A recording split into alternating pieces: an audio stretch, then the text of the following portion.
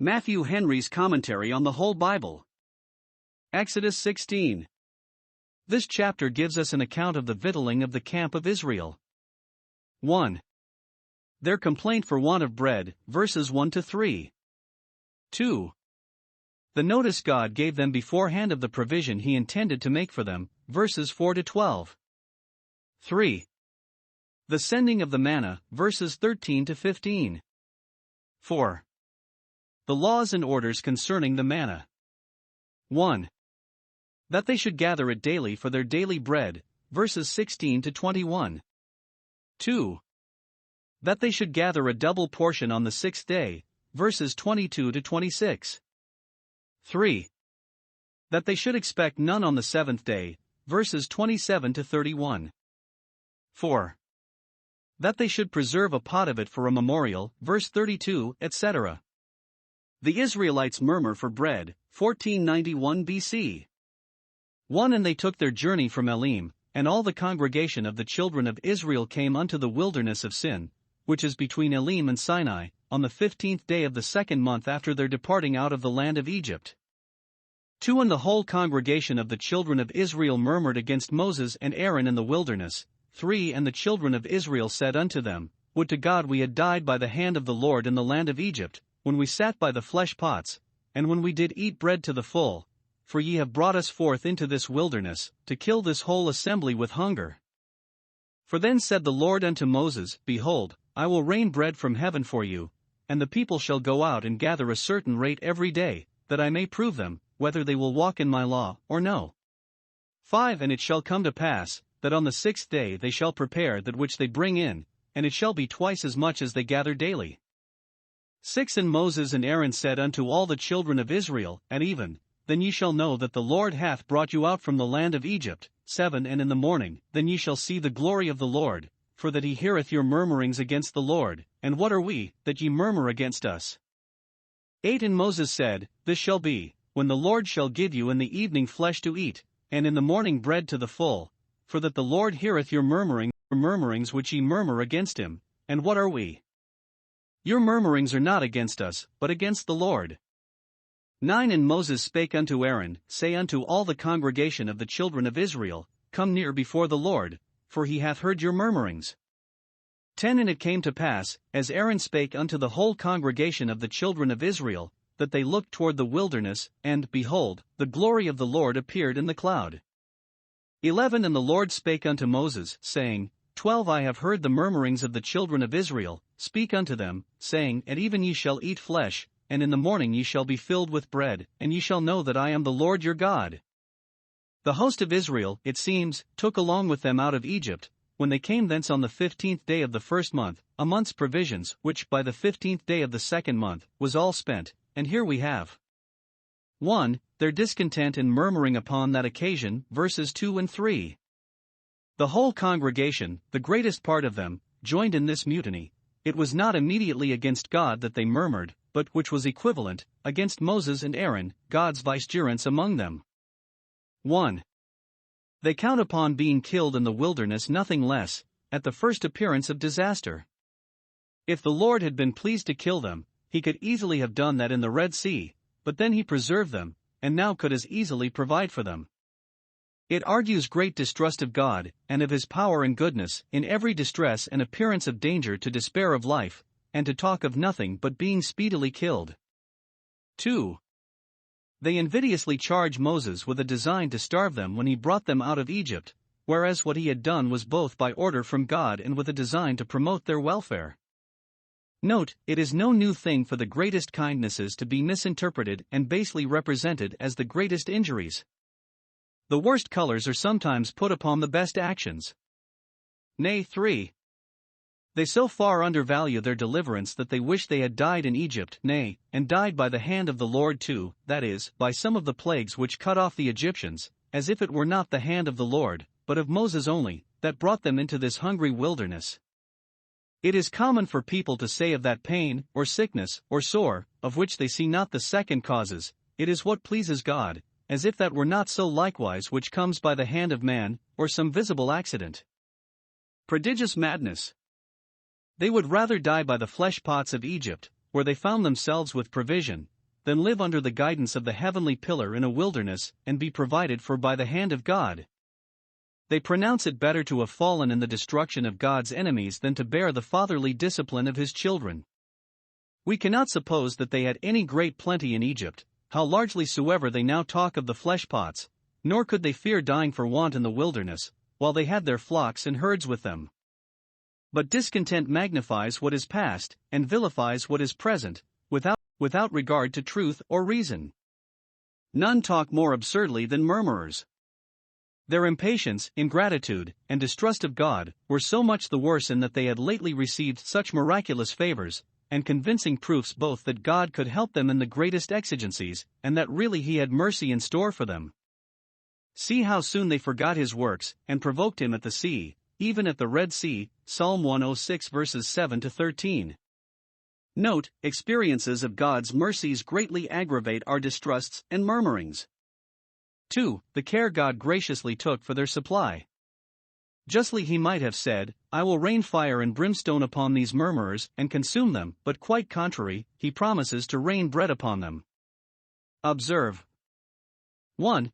How God makes known to Moses his kind intentions, that he might not be uneasy at their murmurings, nor be tempted to wish he had let them alone in Egypt. 1. He takes notice of the people's complaints. I have heard the murmurings of the children of Israel, verse 12. As a God of pity, he took cognizance of their necessity, which was the occasion of their murmuring. As a just and holy God, he took cognizance of their base and unworthy reflections upon his servant Moses, and was much displeased with them. Note, when we begin to fret and be uneasy, we ought to consider that God hears all our murmurings, though silent, and only the murmurings of the heart. Princes, parents, masters, do not hear all the murmurs of their inferiors against them, and it is well they do not, for perhaps they could not bear it, but God hears, and yet bears. We must not think, because God does not immediately take vengeance on men for their sins, that therefore he does not take notice of them. No, he hears the murmurings of Israel, and is grieved with this generation, and yet continues his care of them, as the tender parent of the froward child. 2. He promises them a speedy, sufficient, and constant supply, verse 4. Man being made out of the earth, his Maker has wisely ordered him food out of the earth, Psalm 104 verse 14. But the people of Israel, typifying the church of the firstborn that are written in heaven, and born from above, and being themselves immediately under the direction and government of heaven, receiving their charters, laws, and commissions from heaven also received their food. Their law being given by the disposition of angels, they did also eat angels' food. See what God designed in making this provision for them, that I may prove them, whether they will walk in my law or no. 1. Thus he tried whether they would trust him, and walk in the law of faith or no, whether they could live from hand to mouth, and, though now uneasy because their provisions were spent, could rest satisfied with the bread of the day in its day, and depend upon God for fresh supplies tomorrow. 2. Thus he tried whether they would serve him, and be always faithful to so good a master, that provided so well for his servants, and hereby he made it appear to all the world, in the issue, what an ungrateful people they were, whom nothing could affect with a sense of obligation. Let favor be shown to them, yet will they not learn righteousness, Isaiah 26 verse 10. 2. How Moses made known these intentions to Israel, as God ordered him. Here Aaron was his prophet, as he had been to Pharaoh. Moses directed Aaron what to speak to the congregation of Israel, verse 9, and some think that, while Aaron was giving a public summons to the congregation to come near before the Lord, Moses retired to pray, and that the appearance of the glory of the Lord, verse 10, was in answer to his prayer. They are called to come near, as Isaiah 1 verse 18, come and let us reason together. Note, God condescends to give even murmurers a fair hearing. And shall we then despise the cause of our inferiors when they contend with us? Job 31 verse 13. 1. He convinces them of the evil of their murmurings. They thought they reflected only upon Moses and Aaron, but here they are told that God was struck at through their sides. This is much insisted on, verses 7 and 8. Your murmurings are not against us, then we would have been silent, but against the Lord. It was he that led you into these straits, and not we. Note, when we murmur against those who are instruments of any uneasiness to us, whether justly or unjustly, we should do well to consider how much we reflect upon God by it. Men are but God's hand.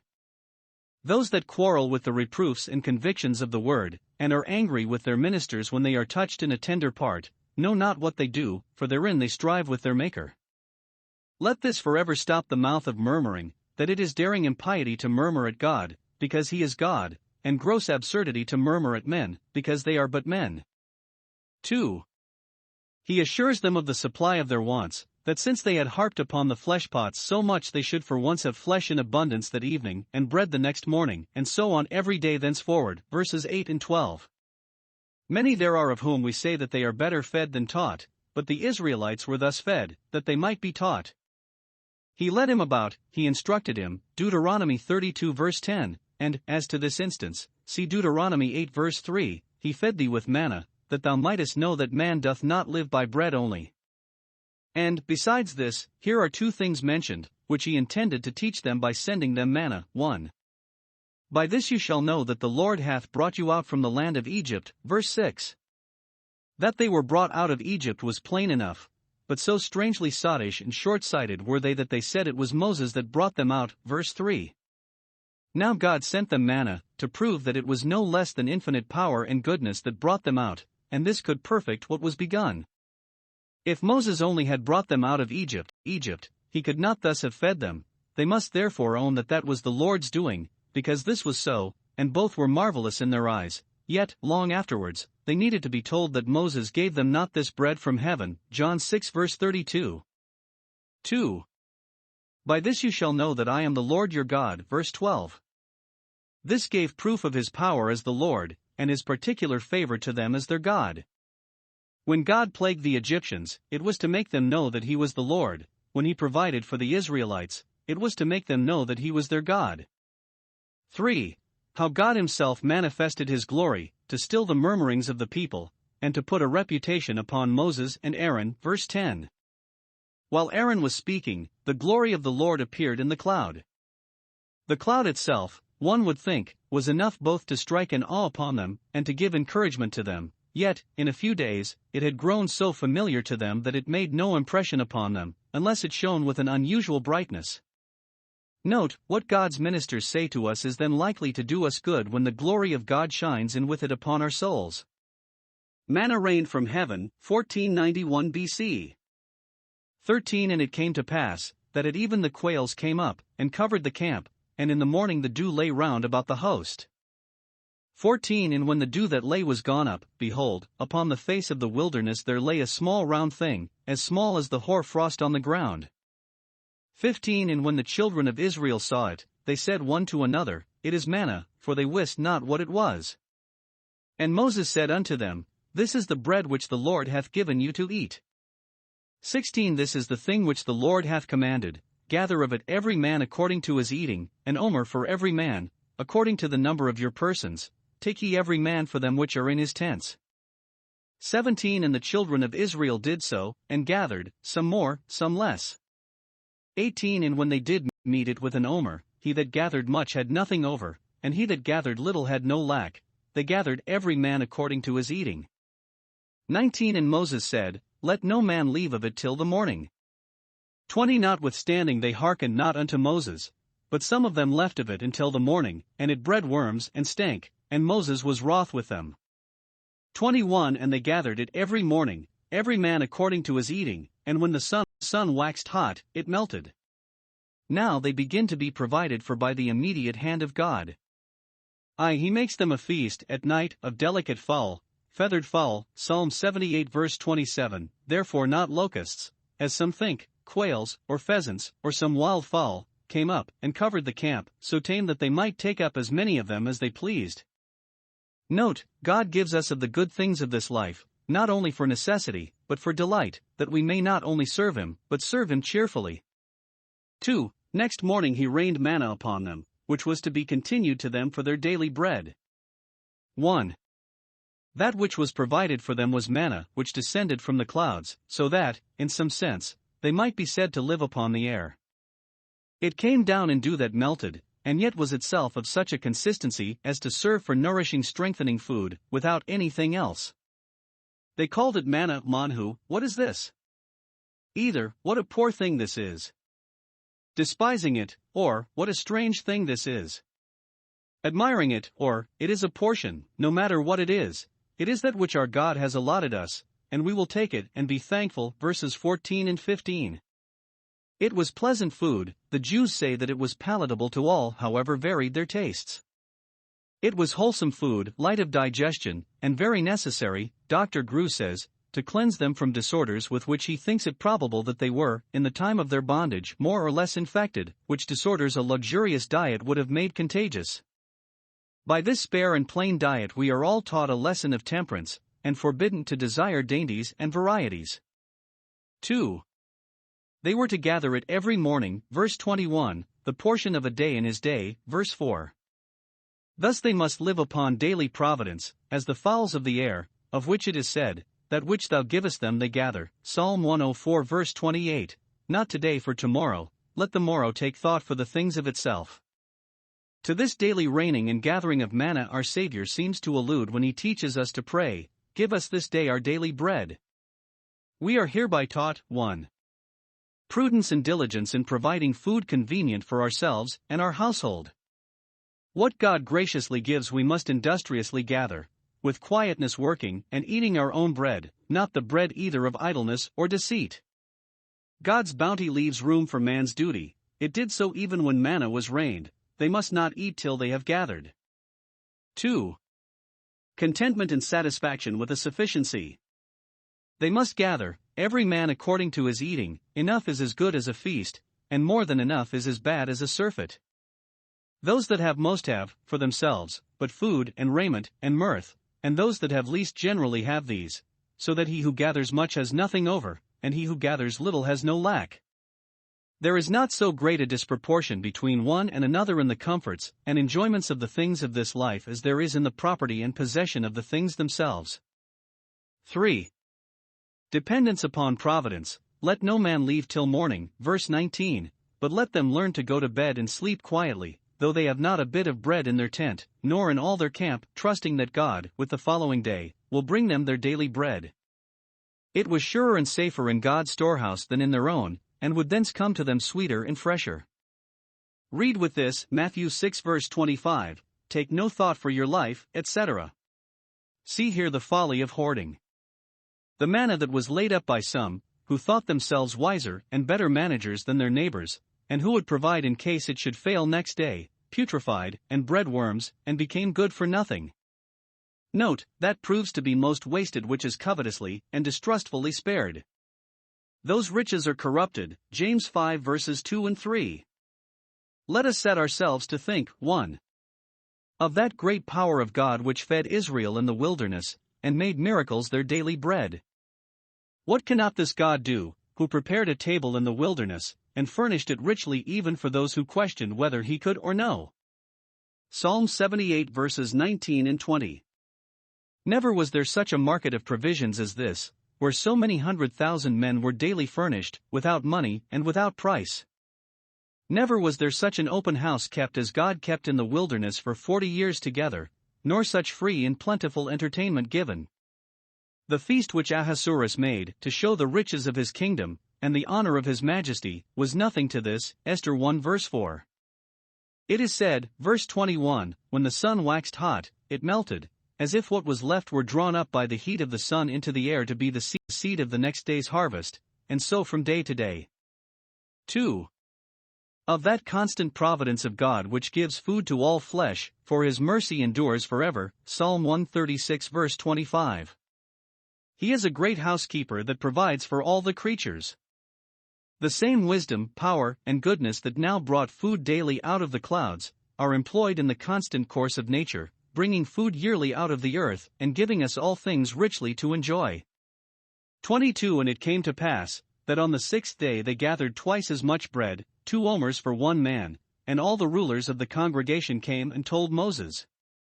23 And he said unto them, This is that which the Lord hath said, Tomorrow is the rest of the holy Sabbath unto the Lord, bake that which ye will bake today, and seethe that ye will seethe, and that which remaineth over lay up for you to be kept until the morning. 24 And they laid it up till the morning, as Moses bade, and it did not stink, neither was there any worm therein. 25 And Moses said, Eat that today, for today is a Sabbath unto the Lord, today ye shall not find it in the field. 26 6 days ye shall gather it, but on the seventh day, which is the Sabbath, in it there shall be none. 27 And it came to pass, that there went out some of the people on the seventh day for to gather, and they found none. 28 And the Lord said unto Moses, How long refuse ye to keep my commandments and my laws? 29 See, for that the Lord hath given you the Sabbath, therefore he giveth you on the sixth day the bread of 2 days. Abide ye every man in his place, let no man go out of his place on the seventh day. 30 So the people rested on the seventh day. 31 And the house of Israel called the name thereof Manna, and it was like coriander seed, white, and the taste of it was like wafers made with honey. We have here 1. A plain intimation of the observing of a seventh-day Sabbath, not only before the giving of the law upon Mount Sinai, but before the bringing of Israel out of Egypt, and therefore from the beginning. Genesis 2 verse 3. If the Sabbath had now been first instituted, how could Moses have understood what God said to him, verses 5, concerning a double portion to be gathered on the sixth day, without making any express mention of the Sabbath? And how could the people so readily take the hint, verse 22, even to the surprise of the rulers, before Moses had declared that it was done with a regard to the Sabbath, if they had not had some knowledge of the Sabbath before? The setting apart of 1 day in 7 for holy work, and, in order to that, for holy rest, was a divine appointment ever since God created man upon the earth, and the most ancient of positive laws. The way of Sabbath sanctification is the good old way. 2. The double provision which God made for the Israelites, and which they were to make for themselves, on the sixth day, God gave them on the sixth day the bread of 2 days, verse 29. Appointing them to rest on the seventh day, he took care that they should be no losers by it, and none ever will be losers by serving God. On that day they were to fetch in enough for 2 days, and to prepare it, verse 23. The law was very strict, that they must bake and seethe, the day before, and not on the Sabbath day. This does not now make it unlawful for us to dress meat on the Lord's day, but directs us to contrive our family affairs, so that they may hinder us as little as possible in the work of the Sabbath. Works of necessity, no doubt, are to be done on that day, but it is desirable to have as little as may be to do of things necessary to the life that now is, that we may apply ourselves the more closely to the one thing needful. That which they kept of for their food on the Sabbath day did not putrefy, verse 24. When they kept it in opposition to a command, verse 20, it stank. When they kept it in obedience to a command, it was sweet and good, for everything is sanctified by the word of God in prayer. 3. The intermission of the manna on the seventh day. God did not send it then, and therefore they must not expect it, nor go out to gather, verses 25 and 26. This showed that it was not produced by natural causes, and that it was designed for a confirmation of the divine authority of the law which was to be given by Moses. Thus God took an effectual course to make them remember the Sabbath day. They could not forget it, nor the day of preparation for it. Some, it seems, went out on the seventh day, expecting to find manna, verse 27, but they found none, for those that will find must seek in the appointed time, seek the Lord while he may be found. God, upon this occasion, said to Moses, How long refuse you to keep my commandments? Verse 28. Why did he say this to Moses? He was not disobedient. No, but he was the ruler of a disobedient people, and God charges it upon him that he might the more warmly charge it upon them, and might take care that their disobedience should not be through any neglect or default of his. It was for going out to seek for manna on his seventh day that they were thus reproved. Note 1. Disobedience, even in a small matter, is very provoking. 2. God is jealous for the honor of his Sabbaths. If walking out on the Sabbath to seek for food was thus reproved, walking out on that day purely to find our own pleasure cannot be justified. A pot of manna preserved, 1491 BC. 32 And Moses said, This is the thing which the Lord commandeth, fill an omer of it to be kept for your generations, that they may see the bread wherewith I have fed you in the wilderness, when I brought you forth from the land of Egypt. 33 And Moses said unto Aaron, Take a pot, and put an omer full of manna therein, and lay it up before the Lord, to be kept for your generations. 34 As the Lord commanded Moses, so Aaron laid it up before the testimony to be kept. 35 And the children of Israel did eat manna 40 years, until they came to a land inhabited, they did eat manna, until they came unto the borders of the land of Canaan. 36 Now an omer is the 10th part of an ephah. God having provided manna to be his people's food in the wilderness, and to be to them a continual feast, we are here told 1. How the memory of it was preserved. An omer of this manna was laid up in a golden pot, as we are told, Hebrews 9 verse 4, and kept before the testimony, or the ark, when it was afterwards made, verses 32 to 34. The preservation of this manna from waste and corruption was a standing miracle, and therefore the more proper memorial of this miraculous food. Posterity shall see the bread, says God, wherewith I have fed you in the wilderness, see what sort of food it was, and how much each man's daily proportion of it was, that it may appear they were neither kept to hard fare nor to short allowance, and then judge between God and Israel, whether they had any cause given them to murmur and find fault with their provisions, and whether they and their seed after them had not a great deal of reason gratefully to one God's goodness to them. Note, eaten bread must not be forgotten. God's miracles and mercies are to be had in everlasting remembrance, for our encouragement to trust in him at all times. 2. How the mercy of it was continued as long as they had occasion for it. The manna never ceased till they came to the borders of Canaan, where there was bread enough and to spare, verse 35. See how constant the care of Providence is, seedtime and harvest fail not, while the earth remains. Israel was very provoking in the wilderness, yet the manna never failed them, thus still God causes his rain to fall on the just and unjust. The manna is called spiritual meat, 1 Corinthians 10 verse 3, because it was typical of spiritual blessings in heavenly things. Christ himself is the true manna, the bread of life, of which this was a figure, John 6 verses 49 to 51. The word of God is the manna by which our souls are nourished, Matthew 4 verse 4. The comforts of the Spirit are hidden manna, Revelation 2 verse 17. These come from heaven, as the manna did, and are the support and comfort of the divine life in the soul, while we are in the wilderness of this world. It is food for Israelites, for those only that follow the pillar of cloud and fire. It is to be gathered, Christ in the Word is to be applied to the soul, and the means of grace are to be used.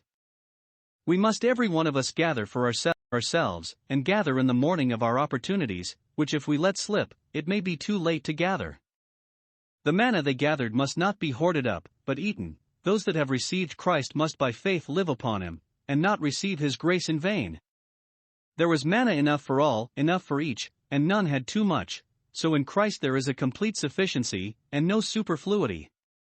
But those that did eat manna hungered again, died at last, and with many of them God was not well pleased, whereas those that feed on Christ by faith shall never hunger, and shall die no more, and with them God will be forever well pleased. The Lord evermore give us this bread.